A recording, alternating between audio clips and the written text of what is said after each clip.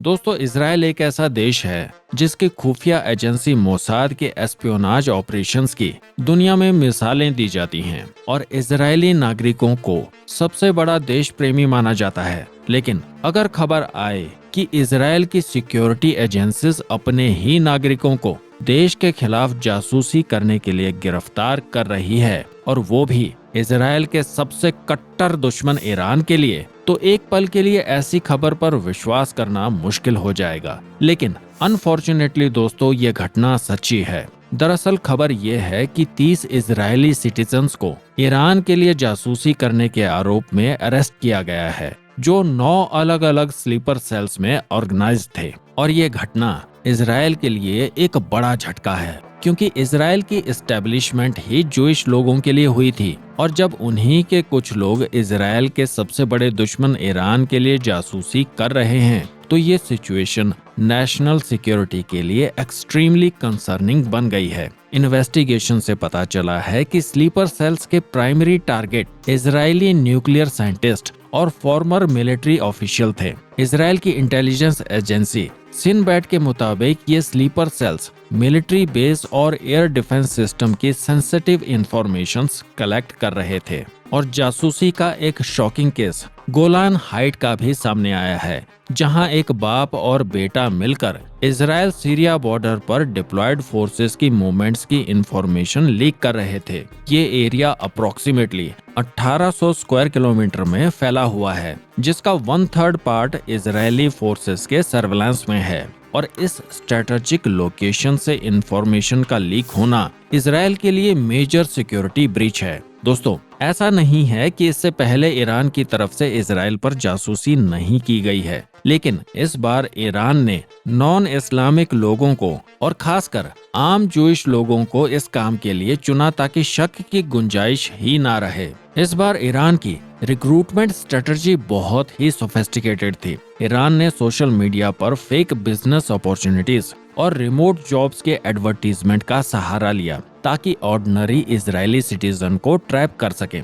ये स्ट्रेटजी इसलिए खतरनाक थी क्योंकि इसमें ये डिटेक्ट करना मुश्किल था कि कौन जेन्युइन है और कौन जासूस। इजराइल में पहले किए गए ईरानी ऑपरेशन से ये बिल्कुल अलग अप्रोच थी, क्योंकि पहले ईरान हाई प्रोफाइल टारगेट्स को रिक्रूट किया करता था। जैसे 2019 में एक केस एक्सपोज हुआ था जिसमें इजराइल के फॉर्मर एनर्जी मिनिस्टर को ईरान ने जासूसी के लिए रिक्रूट किया था, बाद में जिसे 11 साल की सजा हुई थी। लेकिन इस बार ईरान ने समाज के निम्न स्तर पर रहने वाले लोगों को, जैसे कि रिसेंट इमिग्रेंट्स, सेना के भगोड़े और इवन कन्विक्टेड क्रिमिनल्स को टारगेट किया। मतलब इस बार ईरान ने स्पेशली उन लोगों को टारगेट किया जो फाइनेंशियली वल्नरेबल थे या जिन्हें सोसाइटी में एक्सेप्टेंस नहीं मिल रही थी। और इस साइकोलॉजिकल वॉरफेयर में ईरान ने इन लोगों की वनरेबिलिटीज का फायदा उठाया। इससे पहले अक्टूबर 2023 में 7 इजरायली सिटीजन्स को जासूसी के लिए अरेस्ट किया गया था,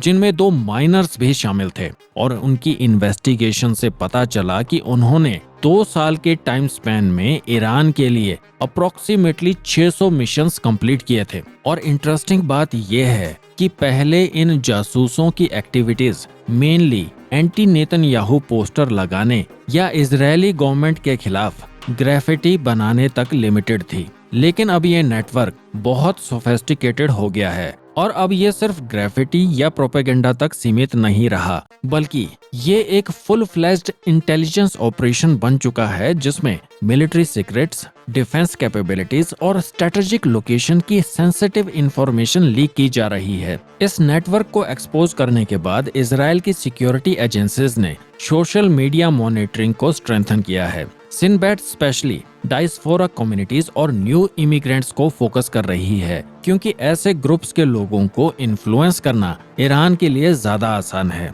दोस्तों, ये केस सिर्फ एक एस्पियोनाज नेटवर्क का नहीं है, ये मॉडर्न वॉरफेयर का एक ऐसा चैप्टर है जहां दुश्मन आप ही के घर के अंदर आप ही के लोगों के थ्रू अटैक कर रहा है। सोचो, जिस गोलान हाइट्स को प्रोटेक्ट करने के लिए इजरायली सैनिक दिन रात अपना खून बहा रहे हैं, और दूसरी तरफ वहीं के कुछ नागरिक दुश्मनों को इजरायल की इंटेलिजेंस बेच रहे हैं। और ये कोई इक्का दुक्का इंसिडेंट नहीं है, क्योंकि अक्टूबर से लेकर अभी तक ईरान के लिए जासूसी करने के आरोप में टोटल 37 इजरायली सिटीजन्स अरेस्ट किए जा चुके हैं। ये नंबर बताते हैं कि इजराइल के सामने अब एक नया चैलेंज है, जहां बाहरी दुश्मनों से ज्यादा इंटरनल थ्रेट्स ज्यादा नुकसान पहुंचा सकते हैं। लेकिन सवाल ये है कि क्या इजराइल अपने ही सिटीजन्स के अगेंस्ट इस न्यू एज वॉरफेयर के लिए तैयार है? तो दोस्तों, अगर आपको ये वीडियो इंफॉर्मेटिव लगी हो तो इसे लाइक और शेयर करें। द क्रॉनिकल पोस्ट चैनल को सब्सक्राइब करना ना भूलें।